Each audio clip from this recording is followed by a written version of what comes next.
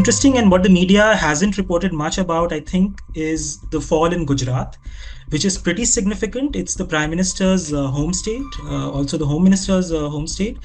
And there the turnout has dropped by around 4.5 percentage points. The seats in which the NDA had won last time. So there was almost a 5 percentage points drop, which is pretty huge in those seats as compared to the seats that were held by India or by others.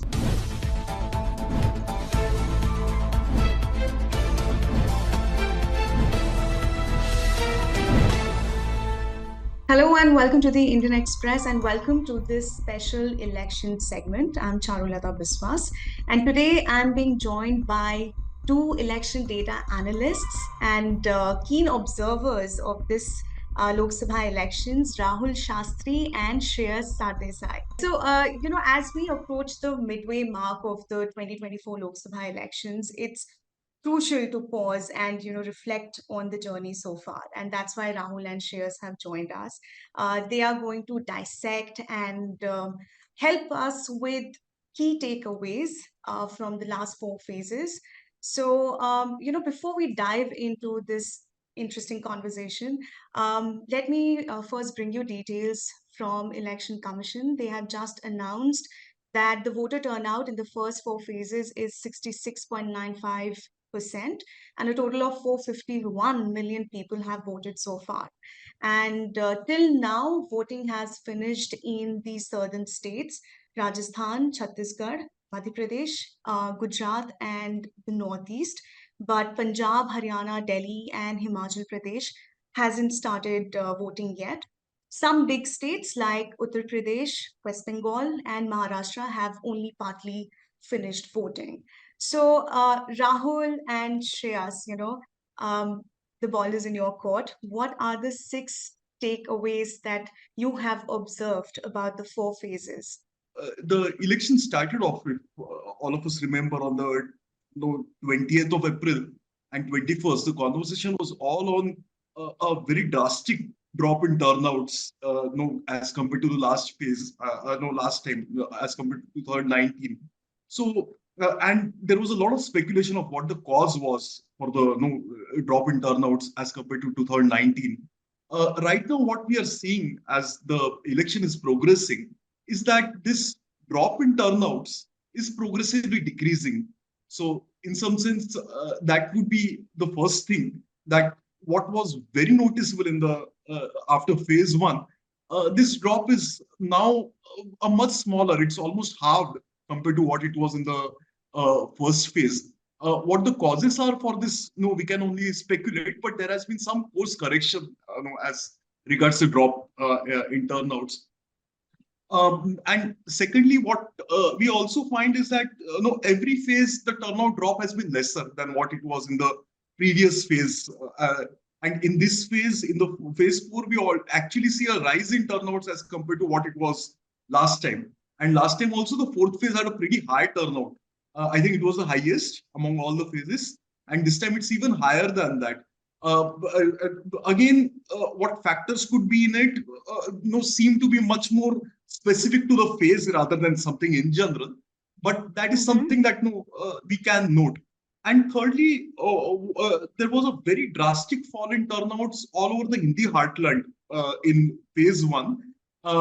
So if you name it, you could find very stark drops in from Rajasthan onwards to Bihar, almost every state in between, except for Chhattisgarh, of course. And what we are finding right now as the election is progressing is that there is definitely a drop in the Hindi heartland as compared to the rest of India. But this drop is much lesser as what it was in the first phase. It is even now, at least a couple of percentage points lower, which is significantly lower, but it's not as bad as it was after phase 1. And what we are noticing is this very curious pattern of drop in turnouts in two southern states, that is Tamil Nadu and Kerala, and the Hindi heartland and West Bengal and Gujarat, in some sense the extremes, West Bengal and Gujarat and almost everything in between, except for Chhattisgarh. And then a block where there is an actual increase or in turnouts, right in the southern part of India, the Deccan Plateau, and some of Odisha uh, also. So Mm-hmm. we are seeing this kind of the geographical blocks, but politically, what does that mean? Probably different stories for different states altogether. So I'll pause here because I've gone on too Hmm. long. Over to you, Shreyas. Can you Yeah. also give your So perspective? yeah, Yeah. just wanted to add that so there have been like 378 seats that have voted so far, and out of them, two-thirds have seen a decline in turnout. So although of course do see this that the reduction, the sort of decline in turnout, the percentage decline has reduced as the election has progressed. But overall, when you sort of look at all the seats that have gone to polls, 378, out of that, around 260 have seen a decline in turnout. Of course, these figures might change slightly once the final turnout figure uh, comes uh, uh, comes out on counting day. I think they also add postal ballots to that. So over, and as you mentioned that the election commission has said that it's 66.95, right, after the first four phases. Yeah. So Yeah. that means it's a decline of around 1.9 percentage points, 1.91 or 2 percentage points. Okay. So when you look at sort of all phases together, there is a decline. But yes, as Rahul said, um, the first two phases saw a much bigger decline, and phases 3 and 4. In phase 3, the decline was just 1 percentage point, and in the fourth phase, there's actually been an increase. And one more thing I would like to add is that two Congress ruled states and two states where the Congress has only recently come to power in Karnataka and Telangana. These have seen turnout increases. Both these states, significant increases, Mm-hmm. especially in Telangana, and Okay. so this is interesting. And of course, Andhra Pradesh, which has historically seen very high turnouts, because there is a sort of simultaneous the elections are going on simultaneously, like assembly election and Lok Sabha elections. So maybe there's also, and it's also extremely competitive this time. Maybe that's the reason why the turnout has increased in Andhra Pradesh.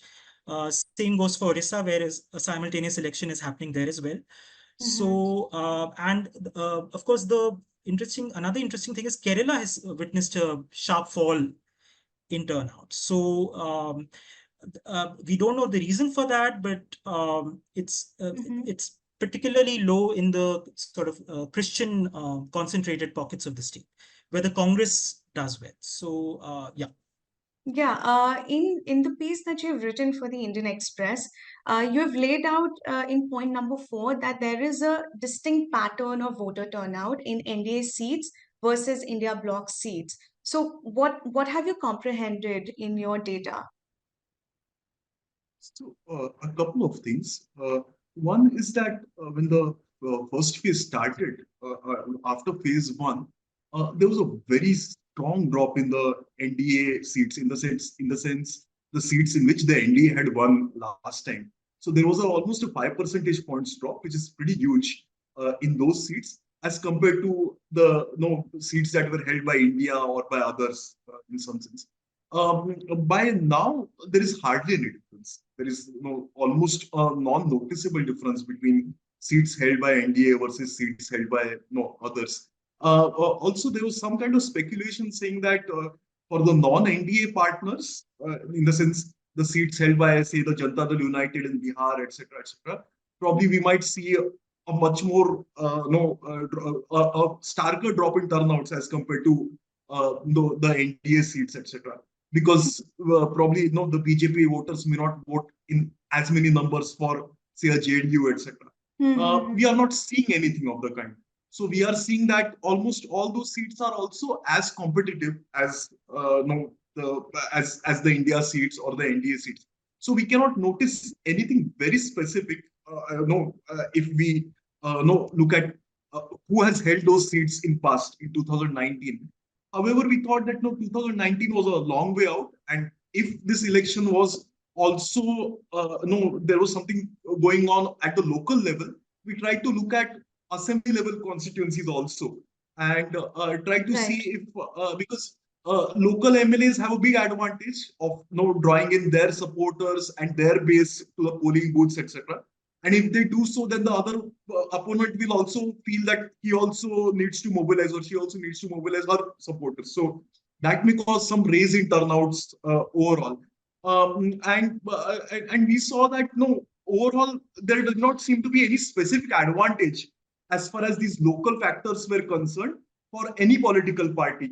So if you compare, say, what's happening in Uttar Pradesh, in seats where the Samajwadi Party MLA, Samajwadi Party person is an MLA, versus seats where the BJP person is an MLA, there is hardly any difference. The turnouts are almost similar in this.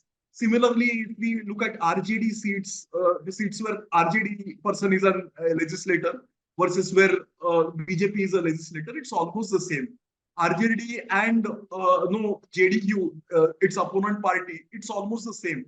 So there are not too many things to be noticed here, except in a couple of states, which, as no Shreyas said, in Kerala, it is very stark that no, in the seats held by the CPI-M, the drop in turnouts is around 6 percentage points as compared to last time. Whereas in seats held by Congress legislators, it's 8 percentage points.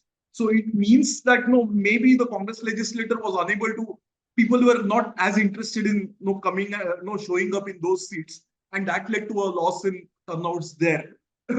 Especially what we could also notice was the RLD, which was almost a last moment entrant into the NDA, the Rashtriya Lok Dal, where there were on-ground reports also of the cadre not being happy with this switch.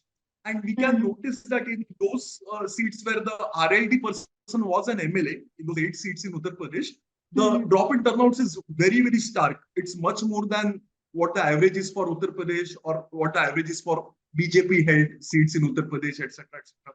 So we can notice a few patterns, but for the principal opponents in the states, except for a couple of instances in Madhya Pradesh and Gujarat, where we think that we see a pattern of the seats held by the BJP having lower turnouts than seats held by the Congress. No, we cannot notice anything very specific all over the country. So we can find some patterns, but they are not uniform all over the country. It does seem as if this is a fairly competitive election, and local parties are able to draw out their cadre and their supporters to the polling booths almost equally. The lower voter turnout, this has become a basis of for the opposition parties to attack BJP, saying that, they're becoming nervous because the turnout is so low. So, your data is also showing the same thing, that the turnout is quite low. And there's one more thing that you have mentioned is lesser women voters have come out to vote. What do you have to say about that? Because I mean, they are crucial vote bank for all the political parties, and especially in those states where they have these women-centric schemes, right? So, Shreyas, you want to take that question? Yeah, sure. So, yes, the Election Commission has released the gender-wise sort of turnout figures for the first 3 phases. I don't think they've released for the 4th phase yet, at least not till yesterday when we wrote the article. So, yeah. Based on that, our analysis suggests that the drop in turnout among women, the sort of is more, compared to men. So it's 2.7 percentage points as opposed to 2.1 percentage points among men. So what this sort of has done is that the gap between men and women has increased from 0.6% points to 1.1. So women actually in phases 1 and 2 in 2019 actually had an advantage over men. But what the data now shows is that they have lost that advantage. In phase 3, of course, they did not have an advantage last time as well, and that disadvantage continues. But overall, the gap between men and women in terms of turnout is 1.1 percentage points. And out of the 282 seats that went to polls in the first three phases, for which we have this gender data, women's turnout was greater than men's turnout in 115 seats last time. This time it's only higher in 91 seats. So it's come down further. So out of 282, it was 115 last time, and now it's come down further to 91, right? And the sharpest falls that we notice are in states like UP, where last time women outnumbered men in 7 seats. Now it's only in 1 seat. Madhya Pradesh, Kerala, and Uttarakhand. Uttarakhand is, of course, interesting, where women continue to vote more than men because of migration. That's one of the main factors why women's turnout is higher than men's turnout. So that was the case last time as well. It's the case this time as well. But their participation this time has dropped considerably. So the gap between men and women, which was around 6.8 percentage points last time, has shrunk to 2.8 percentage points. So the gender advantage has come down in Uttarakhand. But of course, there are states where women have voted more than men. Assam, Chhattisgarh, Odisha. So here the turnout increases are greater than the turnout increase among, so not Odisha, sorry, turnout increase among men, but Karnataka as well. And Karnataka is significant because some of the Congress guarantees are targeted at women there. So Exactly. Yeah. So and in West Bengal, although there has been a decrease in turnout among both men and women, the decrease among women is lesser. So so that's maybe good news for Mamata Banerjee, who has Trinamool Congress has done well among women voters in the past. They did well even in the 2019 election when the BJP had done extremely well. So that BJP performance in 2019 was mostly extremely good among men as compared to women. So Right. yeah, but I mean, this is all very speculative, right? I mean, we cannot, we really don't know how women have voted and how men have voted. Only a post-poll survey, say by CSDS, or some of the exit poll surveys will be able to tell us that. So, phase 4 data will be interesting because we'll also get to know the gender-wise pattern in Andhra Pradesh and Orissa, where again, the ruling parties are banking heavily on women's support. So that data, I think, is not available yet unless it's just come out. So we'll have to check that. Yeah. Okay. And did you also see like a rural and urban divide when you were, scouring through your data? In the sense, not really. In the sense, typically urban areas vote lesser than rural areas, but we did not see any very stark pattern of urban areas not turning up in as much as they do in general elections so far. So no patterns yet. Okay. All that Okay. we have. The turnout drop, I think, is not that great in highly urban areas, but there is a significant drop in the sort of small cities and small towns, but not highly urban areas. Here I'm talking about the turnout drop. Highly urban areas are the least likely to vote still compared to small towns and rural areas. But the turnout drop in highly urban areas is not that great. So Rahul and Shreyas, the data that you guys have provided us, on the Lok Sabha election report highlights several implications. And my basic takeaway is one is that there's voter turnout has dropped. Number one, there's NDA versus India bloc trend. There's also lesser women voter turnout. So what does it mean, in a larger picture if we are looking at it? So the one, this is not like, we can very easily state that this is very unlike what it was in 2019. So maybe by the final, after phase 7, the turnouts will be very similar to 2019, uh, but for very different causes. So if you looked at 2019, except for Tamil Nadu, there was no big state in which there was significant drop of turnout as compared to 2014. And there were huge increases in Madhya Pradesh and in many states of North India, including Rajasthan, Bihar, and also not too significant a drop in Uttar Pradesh. So if you looked at the Hindi heartland, overall, there would have been around a 2% to 2.5% rise in turnouts as compared to what it was in 2014. And in 2014 itself, there was a huge rise as compared to 2009. No, so Hindi heartland, which is the BJP's stronghold, there was definitely a rise there. And at the same time, the places where there is a rise today, there was a rise then also. So in Andhra Pradesh and Karnataka and Telangana, there was a rise then too, and there is a rise now too. In Chhattisgarh, there was a rise then, there is a rise now too. So this fall in turnout in North India, in large parts of North India, it means something. Now, what it exactly means, time will tell us. But it is very different from what it was in 2019. The second thing also is that that we should maybe focus on local stories, because there can be two scenarios given. If I am a BJP supporter, I can say that the turnout is low in Hindi-speaking seats because people already believe that the BJP is going to win, so they are too bored to turn out, and hence it's low.